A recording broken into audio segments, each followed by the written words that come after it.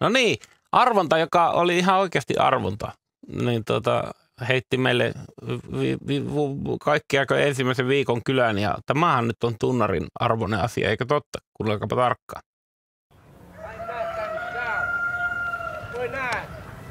Lauantaina. Viikon kylä. Puhelimen päässä Iin Jakkukylästä Hannu Kaisto, hyvää huomenta. Hyvää huomenta. Onko se jo päivää? En mä tiedä. Mä oon ollut tällä niin monta tuntia jo. Mutta, kyllä se täällä ainakin vielä aamupäivän puolella on. No minkälaisena päivä on valjennut Iin Jakkukylässä? No kiitos. Täällä on oikein mukava kesäkeli. Niin. 20 astetta lämmintä ja aurinko paistelee, että niin. Kyllä kelepaa. Kelepaa. Pannapa kartalle. Me ollaan jossain Pohjois-Pohjanmaalla. Joo, me ollaan Pohjois-Pohjanmaalla, kun lähdetään ajamaan nelostietä Oulusta pohjoiseen päin reilu 30 kilometriä. Ja sitten käännytään Iijokivartta itäänpäin ja ajetaan semmoinen 15 kilometriä, niin ollaan Jakkukylässä. Kyllä niin. Kahta puolta Iijokia. Joo. No mistä se tulee se Jakku siihen nimeen, tiedätkö? Onko siellä jotakin tunikateollisuutta?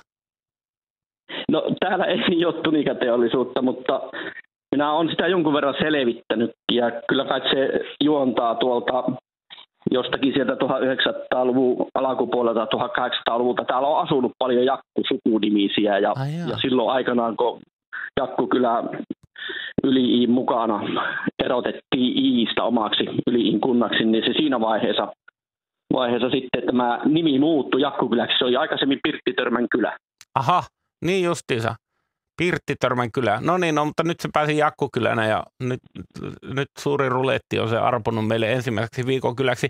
Sanotko, että osaksi Yli-Iitä? Silloinhan teidän pitäisi olla nyt niin kuin osa Oulua, mutta te olette siis nyt Iitä.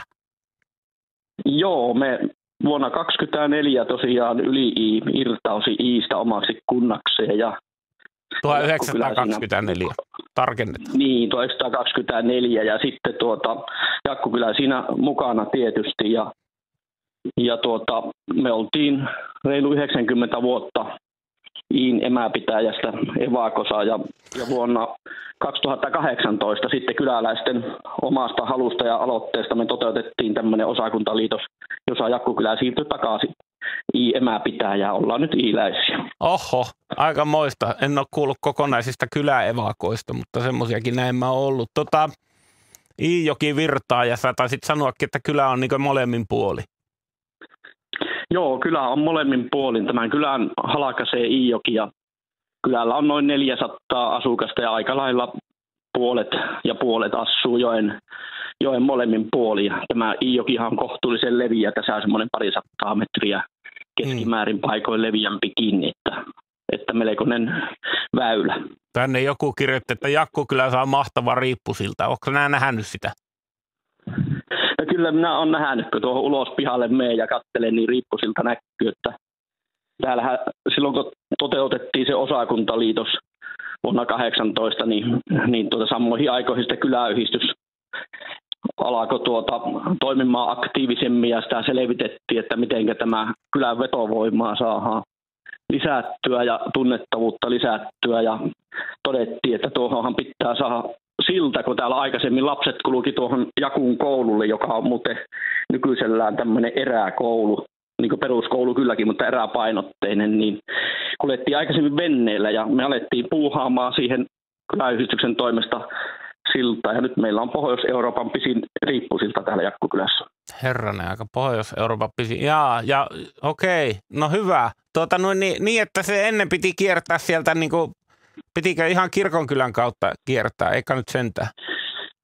Ei, sitä kierrettiin tuolta Raasakan säännöstelypavon kautta, mutta 15 kilometriä oli automatkaa ja sillä tavalla niin lapset kulki kouluun silloin, kun oli semmoinen keli, ettei päästy veneellä eikä jäisin, niin sitten kierrettiin tuolta 15 kilometrin päästä tuohon 200 metrin päässä joen toisella puolella näkyvään kouluun. No se on, te olette nyt varmasti tyytyväisiä siltaanne. Kyllä me ollaan tyytyväisiä, se on helpottanut kyllä kyläläisten elämää ja lisännyt tietenkin kylän vetovoimaa ja on patunut aika paljon turistejakin ja nythän siinä on koululaiset pitää joka kesä siltä kahvilaa tuossa, että siinä kymmenkunta tuommoista yläasteikäistä nuorta työllistyy. Okei, mahtava homma. Työpaikkoja löytyy. Sä sanoit, että siinä on se säännöstely raasakka siinä, niin antaako se joki viljaa? Tuleeko sieltä kallaa teidän korkeudella? Tai leveydellä?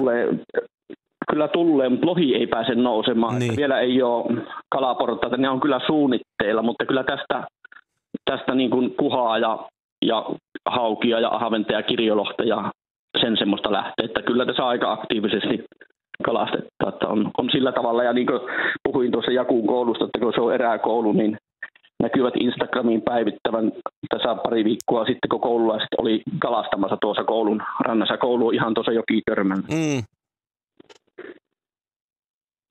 Joo, niin justiinsa.